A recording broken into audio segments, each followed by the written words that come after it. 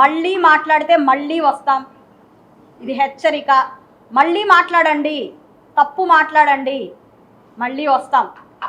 కాబట్టి దీన్ని ఆపేయండి. మీ పరామర్శ కోసం పాపం ఆయన దారి ఖర్చులకి ఆస్తులు అమ్ముకోవాల్సి వస్తుంది, గుర్తుపెట్టుకోండి. ఇది కనుక రిపీట్ అయితే ఒక్కళ్ళం కాదు, ఈసారి ఒక మహిళని మీరు అవమానించినందుకు గుంటూరు మహిళ గల్లా మాధవి గుంటూరు మహిళలను వేసుకొని మిమ్మల్ని క్వశ్చన్ చేయడానికి వచ్చింది, గుర్తుపెట్టుకోండి.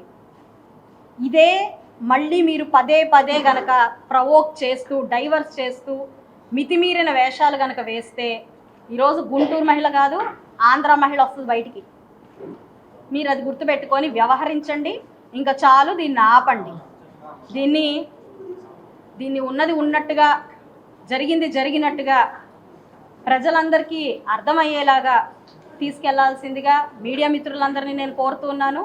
సమాజంలో ఇలాంటి శక్తుల్ని ఎవ్వరూ ఎంకరేజ్ చేయకూడదని కోరుకుంటున్నాను. మరి ఒక అధినాయకుడు ఎంతో హీనంగా హేయంగా వాళ్ళు మాట్లాడే మాటలకి తప్పేంటి, ఆవేశం పడితే తప్పేంటి, రప్ప రప్ప అంటే తప్పేంటి అని మాట్లాడే నాయకుల్ని రాష్ట్ర ప్రజలు సమర్థించకూడదు అని చెప్పి నేను కోరుకుంటున్నాను. గంజాయికి బలైపోయిన యువకులందరూ ఇప్పుడిప్పుడే బయటకు వచ్చి పనులు చేసుకుంటున్నారు. వాళ్ళలాగా మీరు కూడా మారండి అని నేను కోరుకుంటున్నాను. ఆంధ్ర రాష్ట్రం చాలా అద్భుతంగా ఉండబోతుంది, అమరావతి చాలా అద్భుతంగా మలచబడబోతుంది. దాని అందరికీ మనందరం రాయి రాయి పేర్చుకుంటూ ముందుకెళ్ళి ఈ రాష్ట్రాన్ని, అదేవిధంగా ఈ సమాజాన్ని మంచి వైపుకు నడుపుదాం. సమస్యల్ని అసెంబ్లీలో చర్చిద్దాం.